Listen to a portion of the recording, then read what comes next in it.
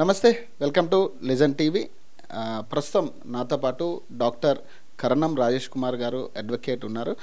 మాట్లాడే ప్రయత్నం చేద్దాం. మొన్న జానీ మాస్టర్ ఇష్యూ కావచ్చు, ఇటీవల ఏదైతే నిన్న హర్ష సాయికి సంబంధించి కొన్ని విషయాలు బయటకు రావడం జరిగింది. ఈరోజు అమ్మాయి కూడా ఒక వీడియో లీక్ చేసింది, అబ్బాయి కూడా ఒక ఆడియో లీక్ చేసిన పరిస్థితి కనపడతా ఉంది.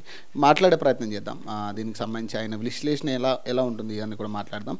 చెప్పండి సార్, అంటే మొన్న జానీ మాస్టర్ ఇష్యూ చూసాం, సేమ్ ఫిల్మ్ ఇండస్ట్రీకి సంబంధించి సేమ్ ఇదే ఒకటే తరహాలో కనపడుతున్నాయి, రెండు కూడా ప్యారలల్గా. మీరేమంటారు?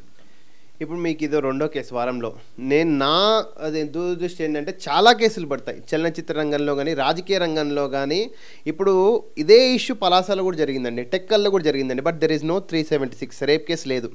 అక్కడ ఏంటి, అమ్మాయి సౌత్ ఇండియను, ఆంధ్రప్రదేశ్ అబ్బాయి సౌత్ ఇండియను, వాళ్ళు కాంప్రమైజ్ అవుతుండ్రా, భర్త కాలు పట్టుకుండ్రా, భార్య భర్త కాలు పట్టుకున్నా, తర్వాత సంగతి అది 376 అరెస్ట్ వరకు అయితే వెళ్ళలే. బట్ ఇక్కడ ఒక అన్యాయం జరుగుతుంది. దక్షిణాది రాష్ట్రాలకు చాలా అన్యాయం జరుగుతుంది. ఎస్పెషల్ చలనచిత్ర రంగంలో మనకు ఆస్కార్లు వస్తున్నాయి, దాన్ని తట్టుకోలేక ఏదో నెగిటివ్ శక్తి మన మీద ప్రయత్నం చేస్తుంది. అది ఏదైనా పొలిటికల్ విషయంలో కానీ చలనచిత్ర రంగంలో కానీ తెల్ల తోలు నల్ల తోలుపై దండయాత్రకు దిగుతుంది. ఈ స్టేట్మెంట్ రాసుకోండి, తెల్ల తోలు నల్ల తోలుపై దండయాత్రకు దిగుతుంది. ఏ విధంగా అంటే, ఒక నిమిషం, చలనచిత్ర రంగంలో ఇప్పుడు పెట్టే వాళ్ళందరూ not from south India, they are from other place. Rape కేసులు పెట్టడానికే మా సౌత్ ఇండియన్ హీరోలు, సౌత్ ఇండియన్ విలన్లే దొరికినరా, కొరియోగ్రాఫర్లే దొరికినరా. మీరేదో అవకాశాల కోసం వచ్చి మీ బాలీవుడ్ ఇండస్ట్రీలో అవకాశాలు రాక సౌత్ ఇండియన్ మీ దృష్టిలో దద్దమ్మలని ఫీల్ అవుతూ మా యొక్క టికెట్ల డబ్బులు మీరు తినుకుంటూ మళ్ళీ మా యొక్క హీరోలపై సెంటిమెంట్లపై రేప్ కేసులు పెడితే మేము చూస్తూ ఊరుకుండాలని నేను సభ్య సమాజాన్ని మీ మీడియా ద్వారా, లెజెండ్ టీవీ ద్వారా ప్రశ్నిస్తున్నా. దీనిపై చలనచిత్ర రంగంలో అసలు తెలుగు వాళ్ళని ఎంతమందిని తీసుకోవాలి? శ్రీరెడ్డి అంటుంది ఆమె విలన్ లాగా చూసిండ్రు. ఇప్పుడు అలాంటి వాళ్ళు మనకు కావాలి అంటే పోరాటం చేసే వాళ్ళు కావాలి. మన తెలుగు ఇండస్ట్రీ అల్లు అర్జున్ గారికి నేను డెఫినెట్లీ సపోర్ట్ చేస్తున్నా. తెలుగు చలనచిత్ర పరిశ్రమల్లో తెలుగు వారిని తీసుకోండి, ఎంకరేజ్ చేయండి. బేబీ 2 సినిమా రివ్యూలో వైష్ణవి చైతన్య ఉద్దేశించి అన్నారు. అదే తెలుగు వాళ్ళు ఉంటే, ఇప్పుడు మా అసోసియేషన్ ఉంది, మా association week for the Telugu movie industry. మన తెలుగు వాడు ఉంటే, ఇప్పుడు సపోజ్ ఇలాంటి కంప్లైంట్ ఉంటే మాలో సాల్వ్ అయిపోతుంది, ఇంత పేరు రాదు. 376 పెట్టి అవతల వాడిని జైల్లో పెట్టాల్సిన అవసరం ఎంతో ఆవశ్యకత ఎంతో ఉంది. అదే నువ్వు తెలుగు అమ్మాయి తెలుగు అబ్బాయి పేరు మీద చేస్తే డైరెక్ట్ రేప్ కేసు, ఎన్ని తెలుగు అమ్మాయి ఎంతమంది తెలుగు అబ్బాయిల మీద రేప్ కేసులు పెట్టిన డేటా తీయండి. మన సౌత్ ఇండియన్ హీరోల మీద, విలన్ల మీద, వాటర్ కొరియోగ్రాఫర్ల మీద అవతల వాళ్ళు నార్త్ ఇండియన్ అమ్మాయిలు ఎంతమంది రేప్ కేసులు పెట్టిండో పెట్టండి. అంటే ఇది లోకల్ నాన్ లోకల్ ఇష్యూ కింద డెఫినెట్లీ. ఈ వీక్లో రెండో కేసు అండి, అవతల సేమ్ నార్త్ ఇండియన్ క్యాస్ట్ పేరు అనవసరం తీస్తే మళ్ళీ గొడవలు వస్తాయి, రెచ్చగొట్టినట్టు అవుతాయి. Check, they are from north Indian, not from the Hyderabad, Bengaluru, Chennai. What is the issue? Negative energy is popping in the Telugu movie industry. ఎందుకు మనకు ఆస్కార్ అవార్డ్స్ వచ్చినాయి? కుల్లా elephant award from Kerala movie industry.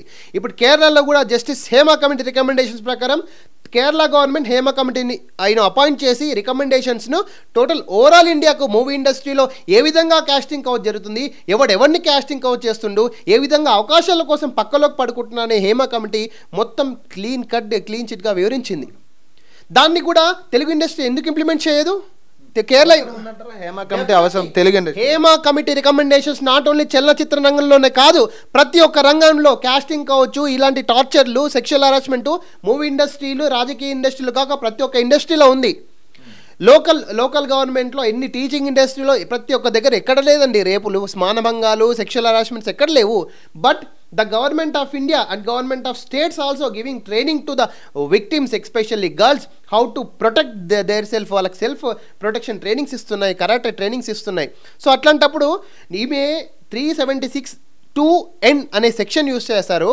Repeated rapes, నువ్వు రేప్ జరిగిన 24 గంటల్లో 48 గంటల్లో నువ్వు rape case nearest police station దగ్గరికి వెళ్ళి, అయ్యా నేను రేప్ చేయబడ్డాను, నన్ను నా మీద కక్ష పెట్టండి. ఇప్పుడు చూస్తున్నారు ఆడియో లీక్స్. ఇప్పుడు ఆమె ఒక one of the movie industry dais మీద అంది, నువ్వే నా హీరో, మా హీరో కాదు, నా హీరో మా హీరో ఉండడానికి నక్కకు నాగలోకానికి ఉన్నంత తేడా ఉంది యాక్చువల్గా.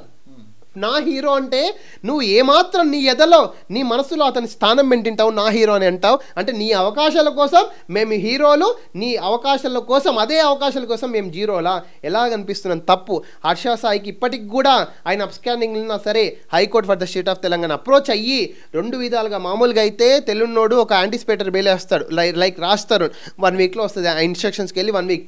బట్ నేనేమన్నంటే నువ్వు ఎఫ్ఐఆర్ కాపీని తీసుకొని డెఫినెట్లీగా హైకోర్టులో ఛాలెంజ్ అయ్యి ఎఫ్ఐఆర్ క్వాష్గా చెయ్యి. దాంట్లో 41 సిఆర్పిసి ప్రజెంట్ 35 బిఎన్ఎస్ యాక్ట్ ప్రకారం మనకు అవకాశం ఉంటుంది. డెఫినెట్గా కోఆపరేట్ చేస్తారు. Arnesh Kumar versus state of Bihar guidelines వస్తే లివింగ్ రిలేషన్షిప్లో ఉన్నంత మాత్రాన రేపు జరగదండి.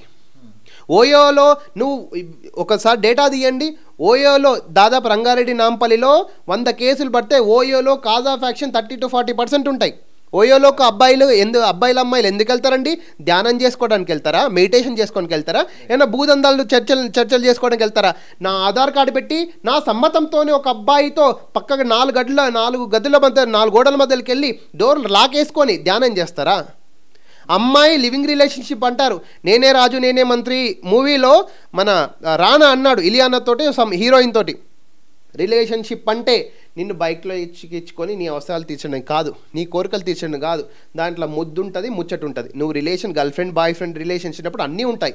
నువ్వు ఇష్టపూర్వకంగా అదే నీ కోరికలు తీర్చుకోవడానికి నువ్వు ఒక రిలేషన్షిప్లో పెట్టుకొని ఇప్పుడు దాన్ని 376 అని కోట్ చేసి అబ్బాయిలు ఏమైనా పిచ్చోళ్ళ? తప్పు కాదు. మరి ఈ హర్ష సాయి కేసులో ఎట్లా చూడాలి ఈ అంశాన్ని ప్రధానంగా? ఇప్పుడు ఆ వీడియోస్ అన్ని బయటకు వస్తున్నాయి. నువ్వు నిజంగా అప్పుడే రేప్ చేసింటే 24 hours 48 hours లోపల పోయి కంప్లైంట్ చేయకపోయినప్పుడు కన్సర్న్ పోలీస్ స్టేషన్లో నీ ఇష్టపూర్వకంగా లేకుండానే 376 అంటే రేప్ సెక్స్లో ఇంటర్ కోర్స్ అయ్యారా? చెప్పండి. What is 376 indicates repeated rape. నువ్వు ఫస్ట్ టైం అయినప్పుడే నీకు సెక్స్ ఇష్టం లేకుండా పోయి పోలీస్ స్టేషన్ కంప్లైంట్ తీసుకుపోయి చెంచల్గూడలో చెల్లపల్లిలో కూర్చోబెట్టాడు. నువ్వు రిపీటెడ్ రేప్ 2 అనే సెక్షన్ రిపీటెడ్ రేప్ సంబంధించింది. 10 years punishment up to 10 years, above 7 years. కాబట్టి చట్టం చెప్తుంది అది ఎవరైనా సరే సీఎం అయినా పిఎం అయినా ఈ సెక్షన్ పడితే తీసుకుపోయి first రిమాండే. Until unless he got some relief from High Court like Arnesh Kumar versus State of Bihar or anticipatory remand. చట్టం అందరికీ సమాన్లే, చట్టం ఎవరికి చుట్టం కాదు. డెఫినెట్గా he has to go under process. ఆయన కూడా ఒక ఆడియో లీక్ చేసారు కిందాక, సో దానికి సంబంధించి కూడా నేను అదే అంటున్నా, ఆ అమ్మాయి ఫోర్స్ఫుల్గా ఆయనతో మాట్లాడుతున్న ఫీలింగ్ ఉంటుంది. అందులో అంతా కూడా 1 side మాటలు ఉన్నాయి, ఆమె మాటలు కనపడుతున్నాయి. ఈమె దానికి ఏకీభించినట్టుగా కాకుండా ఒక స్మైల్ ఇచ్చేసి వదిలేసిండు. మరి నేను అదే అంటున్నాండి. ఇప్పుడు మనకు హర్ష సాయి దగ్గర కూడా గ్రౌండ్స్ ఉన్నాయి. ఆ గ్రౌండ్స్ని ధర్మాసనం ముందు పెట్టండి.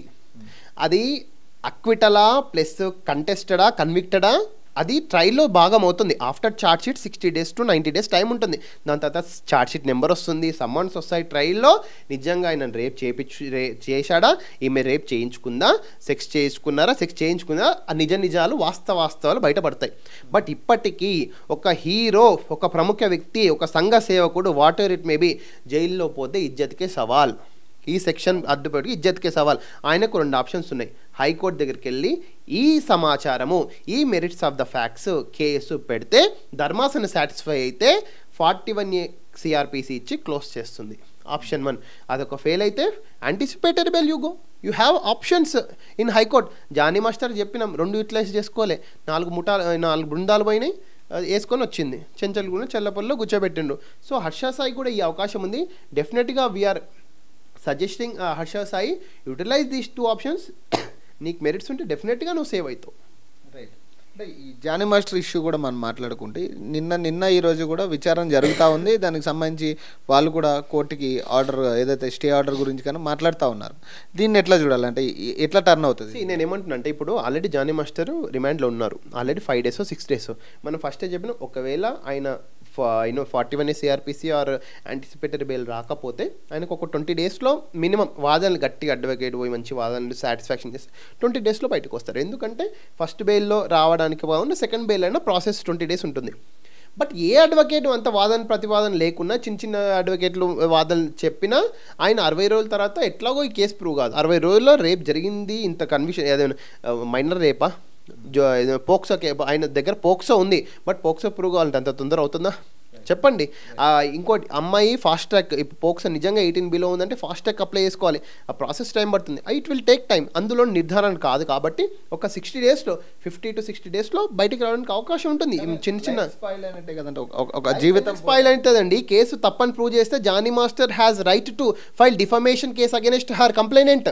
ఇక్కడ హర్ష సాయి కూడా ఒకవేళ కంప్లైంట్ తప్పు ఇప్పుడు కాకుండా 3 సంవత్సరాలు అయినాక 3 సంవత్సరాల ముందు హర్ష సాయి, ఇప్పుడు హర్ష సాయి కదా, 3 సంవత్సరాల తర్వాత కూడా హర్ష సాయి కదా, పేరైతే నామకరణం అయితే చేంజ్ కాదు కదా. అప్పుడు ఆయన కేసు తప్పుడు ప్రూవ్ అయితే definitely he has right to claim defamation. ఈమె 2 కోట్లు అంటుంది కదా, ఆమె ఇప్పుడు మీడియా ముందుకు వచ్చి చెప్పాలి. నువ్వు ధైర్యంగా 2 కోట్లని స్టేట్మెంట్ ఇస్తావు, నువ్వు కాకపోయినా వేరే వాళ్ళతో చెప్పి నేను 2 కోట్లు ఈ సంవత్సరంలో ఇంత సంపాదించాను, 10 లక్షలకు నేను ఇంత ఇన్కమ్ ట్యాక్స్ పే చేస్తున్నా, 30% ఇన్కమ్ ట్యాక్స్ పే చేయాలి కదా, ఆ డేటాని ముందు పెట్టి మాట్లాడు. 2 కోట్లు అంటే ఇప్పుడు ఆయన తేడా వస్తే 2 కోట్లకి 20 కోట్లు డిఫమేషన్ వేసుకోవచ్చు. ఆ రైట్ హర్ష సాయి హ్యాస్. ఒకవేళ 2 కోట్లు ఇవ్వలేదని తేలితే మాత్రం ఖచ్చితంగా fake complaint, that's it. Fake ఒక్క దాంట్లో కంప్లైంట్లో చిన్న వర్డ్ ఉన్నా fake, that's it. Total complaint క్వాష్కి అవకాశం ఉంటుంది. కానీ ఇటీవల బయట కూడా ఇట్లాంటి అంశాలు చాలా చూస్తున్నాం. అంటే రేప్ ఇన్సిడెంట్స్ కానీ చాలా చూస్తున్నాం.